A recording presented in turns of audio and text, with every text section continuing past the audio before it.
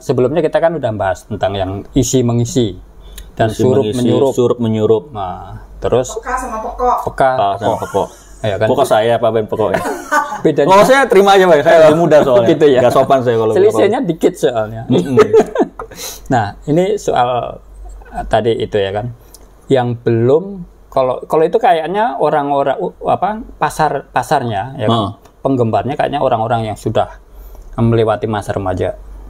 Ya kan? Penggemar untuk itu. Untuk semacam yang orang siap merantau, betul. Orang yang siap meninggalkan kampungnya dan bekerja di suatu hal. Nah, itu kan yang dicari hal-hal semacam itu. Tapi kalau yang anak-anak muda pasti berbeda. Iya.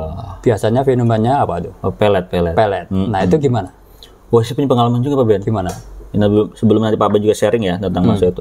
Jadi saya pernah ikut juga bela diri ya. Itu waktu SD malah saya coba. Jadi selain saya belajar silat waktu itu, bela diri terumbu lah di daerah Bandung, teman terkenal tuh bela diri terumbu. Minta amalan itu juga tuh waktu SD itu. Saya minta amalan buat pelet, lagi suka kan sama perempuan di sekolah saya waktu itu SD. Pelet aman kayak Pak. Aman kayaknya. Aman ya? Aman nggak nih yang pengunjung warung kopi? Pokoknya singkat cerita itu saya amalin Pak Ben. Jadi bacanya tuh dulu ada baca pembukanya itu baca Bismillah, terus ada bahasa Jawa gitu, Jawa Serang ya. Terus habis itu ditutup dengan Alhamdulillah segala macam gitu, dibaca. Nyebut namanya, ada namanya, bin apa gitu. Cuma nggak ada efek setelah itu. Nah saya juga saya nggak nanya sih, cuma karena emang nggak berhasil, ya udahlah, emang nggak bekerja gitu. Doa pelet yang dikasih sama guru saya itu udah gitu. Enggak, jadi saya dulu punya pengalaman. Mas Robi itu mungkin begini. Kenapa itu tidak bekerja? Mas Robi hanya diberi senjata, tapi Mas Robi tidak menyiapkan pelornya. Peler lagi Pak. Pelor nih ya. Pelor. Benar pelor ya. Garis bawahi pelornya. Pelornya ini kan bisa dalam bentuk. Jadi misal Mas Robi ingin melet seseorang ya kan.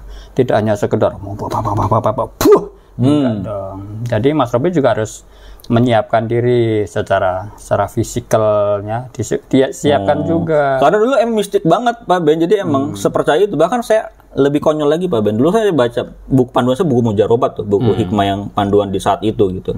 Yang karang-karang banyak Ahmad Masruri dan sebagainya itu ya, buku-bukunya selain jimat segala macam. Saya pernah baca itu cara membuka gembok tanpa kunci. Ya coba waktu SD saya pegang gemboknya, saya kebuka gembok. Harus pakai kunci dah. Tapi saya ngamalin itu saya apa ngamalin? Sebenarnya baca gitu. Kebuka Pak Ben. Saya kan sampai digini-gini dia. Saya pegang. Kapan nih keluar kesaktian? Jadi banyak yang saya pelajari di ilmu hikmah atau ilmu yang sakti-sakti itu nggak berhasil, nggak bekerja di saya. Apapun itu Pak Ben. Atau karena secara mungkin begini Mas Robi, mungkin menengok Mas Robi tidak mempan tidak berfungsi ilmu itu ketika karena Mas Robi udah punya kekuatan dari dalam dulu. Saya nggak ngerti tuh. Nah itu yang perlu diolah. Ngapain mesti mengandalkan yang dari luar? Ya, soalnya kan saya emang panduan saya kalau belajar itu harus ada gurunya. Makanya patungan saya pengen tahu nih dari yang udah belajar di guru mana, itu di padepokan apa gitu. Ternyata saya nggak bekerja sama sekali. Gitu. Jadi sudahlah, saya tinggalin kayak gitu Pak Ben jadinya. Nah gitu. ini kita mau cerita nih Mas Robi. Mungkin nanti pengalaman Pak Ben pernah punya pelet juga. Ini pelet kalau pelet zaman sekarang lebih banyak dari zaman dulu Mas Robi. Gimana tuh? Semenjak ada UMKM, banyak orang ternak lele dumbo segala macam, kan banyak pelet dijual di pinggir-pinggir jalan. Itu makanan ikan. Nah, itu pelet. Ini kan pelet juga. Iya. Nah, masuk masuk. Saya mau cerita tentang ini. Ini fenomena ketika Kamajaya, cerita wayang nih. Kamajaya rindu sama Kamaratih. Waduh. Nah, itu ini ketika mereka terpisahkan ya kan. Mereka tidak tahu masing-masing ada di mana. Tapi di antara mereka tumbuh rasa rindu. Ya kan? Masing-masing punya kangen. Nah, ini modal Mas Robi. Ini modal awal. Modal awalnya kangen. Kangen dulu. Nah, Mas Robi kangen itu karena jarak ya. Katanya kangen itu berfungsi ketika jarak itu ada. Belum tentu juga. Belum tentu. Kadang-kadang berdekatan pun bisa kangen. Masa Pak? Contohnya, coba kasih contoh. Menarik, saya pernah ada pengalaman puisi kayak itu Pak Ben. Jadi rindu atau kangen itu tidak bekerja ketika jarak itu masih ada. Maksudnya berdekatan gitu. Ketika ada jarak, berjauhan tuh rindu itu baru bekerja katanya. Karena gini. Jarak itu bukan berarti kilo-kilo gitu. Bukan. Jarak itu bukan jarak. Iya. Jarak itu tidak hanya sekedar ukuran physical meter ya.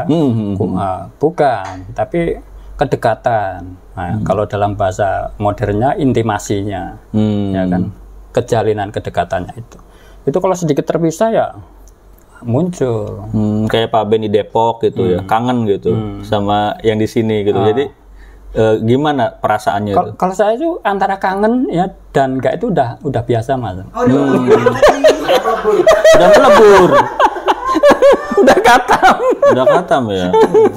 Itu. Jadi bisa dibalik-balik. Kapan kita harus kangen ya kan? Kapan kita harus jatuh cinta ya kan? Kapan kita harus. Tapi ada yang bilang kangen itu bahan bakarnya cinta katanya. Itu benar nggak sih? Bukan bahan bakar ya, pelengkap mungkin ya. Pelengkap. Kalau ya tergantung cinta dulu, cintanya dari cinta apa? Cinta karena kedekatan atau karena ketertarikan. Nah, kalau dalam ini nanti kapan-kapan kita ngobrol. Oke, kembali lagi ke itu. Apa tuh? Tadi wayang tadi kan.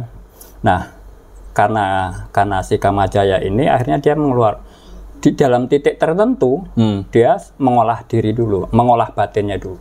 Dengan semedi, dimurnikan dulu. Jadi pikiran-pikiran yang hal lain tentang cicilan, tentang hal hutang tetangga. Oh, dari zaman dulu udah ada cicilan.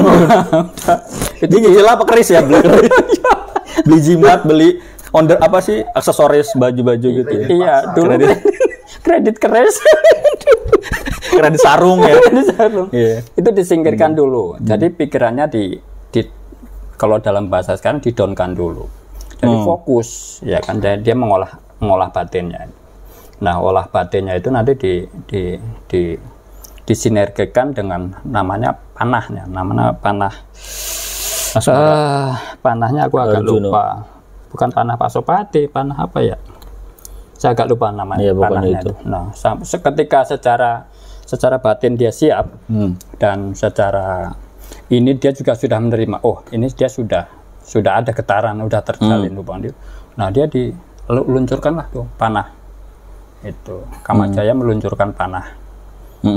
Nah, makanya zaman sekarang orang kalau jatuh cinta tuh menyebutnya lambangnya kan panah asmara. Panah asmara. Itu sebenarnya dari cerita itu. Yang ditusuk itu hatinya itu. Nah, itu. Nah, makanya tersampailah dia mencari si posisi Kamarati ada di mana dan tertemukanlah. Tapi itu panahnya panah gaib itu, bukan panah beneran kan? Dalam cerita itu. Bisa wujud, bisa gaib.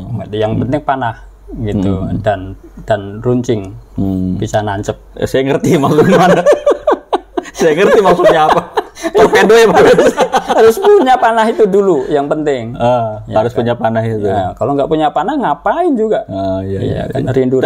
Tapi kayak semua orang punya panah Pak Ben. Iya, tergantung juga. Kalau yang nggak punya tuh masalahnya cuma ada yang panah memang difungsikan, ada yang cuma dicantolin doang. Dipakai cuma buat kencing ya Pak Ben. Aksesoris doang. Buat pajangan. Nah, itu yang perlu kita Tapi tetap ada bulunya Kak Pak Ben itu biasanya ya. Ada di belakangnya tuh. Bulu panah itu ada kan? Ada. Itu kan buat penyeimbang itu. Itu penyeimbang gitu. Itu terus ada batangnya juga Pak Ben? Ada batangnya panjang ya Pak Ben? Itu bahkan bagian-bagiannya ada nama-namanya tuh. Kalau apa? Nama-namanya tuh. Bagian-bagian panah itu. Ada. Kalau dulu saya pernah belajar ini juga ya, manah juga ada bagian ininya, yang lancipnya itu. Terus ada batangnya sama ininya, si bulunya itu, safnya lah istilahnya, sama cantolannya, gitu. Jadi ada 3 itu, pengaruh itu. Nah, sebenarnya panah itu kan bisa kita barangkali itu nenek moyang yang menciptakan wayang itu sebetulnya panah itu mungkin melambangkan bagian si sanepan ya, ibaratnya bahasa metafora dari fokus. Panah itu kan fokus. Oh iya. Metafora dari fokus. Jadi orang cinta, orang senang, ya harus fokus. Jangan udah tujuan satu itu ya itu. Jadi terjalin intimasinya. Kalau udah sana sini ya nggak fokus lagi. Nah, saya malah tertarik dengan pengalaman Pak Ben. Pak Ben berarti berhasil dong dalam urusan percintaan dengan menggunakan panah itu yang ada bulunya zaman dulu. Tapi pernah berhasil Pak Ben? Banyak lah, banyak. Masya Allah. Banyak. Sebenarnya kita ada berapa? Iya, ada lah. Kan paling enggak batasnya kan 4 kata Pak Ustadz. Oh iya. Minimal. Maksimal. Iya. Nah, itu tadi ya, jadi malah kita ngomongin masalah panah. Tadi kita kan ngomongin masalah peletnya tadi. Gimana tadi fenomena di sana? Iya, jadi banyak sih, ada yang menggunakan baca-bacaan, ada yang menggunakan juga jimat ataupun raja ataupun apalah istilahnya. Kalau ini wapak, jimat segala macam yang dibawa gitu kemana aja. Ada yang menggunakan itu. Ada yang menggunakan susuk, Pak Ben, ada yang dimasukin ke wajah biasanya, gitu. Tekniknya, ya ada yang pakai intan, ada yang pakai emas segala macam gitu, biar makin dan itu glowing. Bayar nggak? Ada maharnya pasti ada maharnya. Itu kalau dalam pandangan Pak Ustadz dari sisi religi gimana? Dulu atau sekarang nih?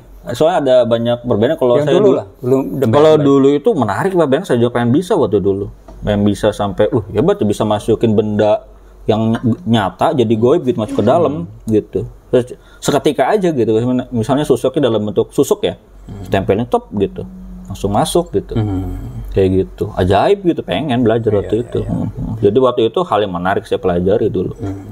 Jadi kalau ini mungkin kita bisa belajar. Kan semua cerita-cerita itu kan bisa kita ambil tarik hikmahnya. Ya kan, bisa kita terapkan kapan saja. Sifatnya itu kan sepanjang masa. Jadi tentang panah yang tadi kita juga mesti punya modal ini. Jadi tidak mencintai seseorang, menyukai seseorang tidak hanya sekedar modal suka karena itu. Harus ada actionnya itu ya, Pak Ben yang Pak bilang. Ada hal-hal yang perlu disiapkan. Saya emang hampir tidak ada action waktu itu, mengandalkan keajaiban dari doa aja, dari pelet itu aja doa. Makanya kurang berhasil ya. Mungkin bukannya gagal tapi kurang berhasil. Karena itu, persiapannya belum matang. Ya itu kalimat motivasi lah dari motivator itu biasanya gitu. Kalau saya pikir udah nggak bisa gitu, makanya udahlah itu nggak bekerja di saya, udah saya. Jadi setelah itu kalau saya orangnya kalau udah nggak bekerja sekali, dicoba 2 kali, udah ditinggal gitu. Emang nggak bekerja di saya, udahlah berarti nggak. Kalau dulu bagus. Gimana nih Pak Ustadz? Itu masih ada nggak? Kalau dulu ada guru ngaji yang mengatakan kamu wirid ini aja lah. Ya Rahman, ya Rahim, ya Rahman. Itu bagian dari itu apa? Seperti apa? Ya itu bagian dari tradisi yang ada di agama untuk membuat kita itu mendapatkan manfaat. Makanya disebutnya khasiat ya, khasiat membaca Ar-Rahman, khasiat membaca Ar-Rahim. Nah itu dibaca itu tinggal tujuannya apa gitu Pak Ben, yang dikuatin. Makanya selalu kalau misalnya kiai atau ustadz yang ngasih itu, ini baca ini nih, saya ijazahkan, makanya ada bahasa ijazah kan. Nah, ketika pertukaran ijazah tuh ada maharnya kadang gitu, ada dalam bentuknya hanya bentuk pengabdian gitu, kadang bentuknya hanya dia harus ngamalin aja, tergantung si kiai atau ustadznya itu. Ijazahkan, dibaca gitu, tergantung nanti kasih tahu dibaca ini buat ini gitu, pakai gitu. Nah bekerja atau enggaknya ya tergantung tiap orang itu gitu. Saya kurang tahu ya dari teman. Cuma saya yang ngalamin banyak yang nggak berhasil saya. Yang berhasil saya malah nggak ada kayaknya. Kalau saya pengalaman ngamalin gitu. Iya. Kan nanti perlu dicoba berkali-kali, nggak cuma sekali. Saya coba berkali-kali Pak Ben, kayak contoh yang ngebuka gembok itu Pak Ben ya di SD itu berkali-kali Pak Ben. Saya tidak mudah menyerah sebenarnya karena kata Pak Ben itu ya bukan gagal tapi belum berhasil kan. Saya punya prinsip itu juga dulu tapi nggak bekerja gitu, nggak kebuka. Ya solusinya nyari kunci lah ke petugas yang juga ke sekolah. Bukan pakai doa.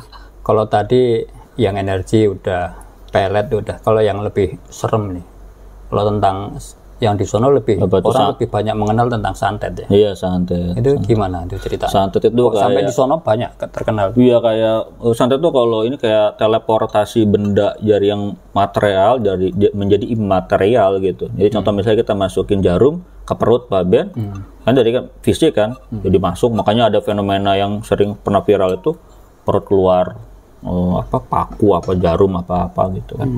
Kayak gitu. Jadi di sana itu ya terkenal ada daerahnya gitu, daerah yang terkenal khusus buat yang bisa spesialis santet gitu. Nah itu ada tuh orang dulu ya. Kalau zaman sekarang sih kurang tahu karena udah lama ninggalin sih. Tapi emang ini fenomena yang mau nggak mau kita mau ya memang ada ya di sekitar kita ada. Ada dan teman saya ada yang spesialis ngurusnya kayak gituan Pak Ben.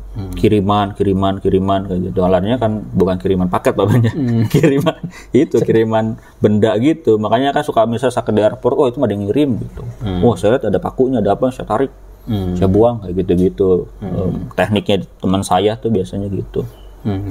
Ya oke lah, itu biarin mereka dengan caranya tersendiri. Tapi hal-hal yang perlu kita kita pelajari untuk kita ambil hikmahnya itu kan hal-hal semacam itu perlu kita ini juga perlu kita perhitungkan juga manfaatnya apa, sisi bagusnya apa, sisi negatifnya apa, supaya kita tetap waspada kan. Iya. Barangkali ya sesakti-sakti orang itu sebetulnya orang yang memaafkan dan orang yang bersabar. Wah luar biasa, yang sembah sujud. Yang serup dulu. Ngopi dulu. Ya, ngopi dulu.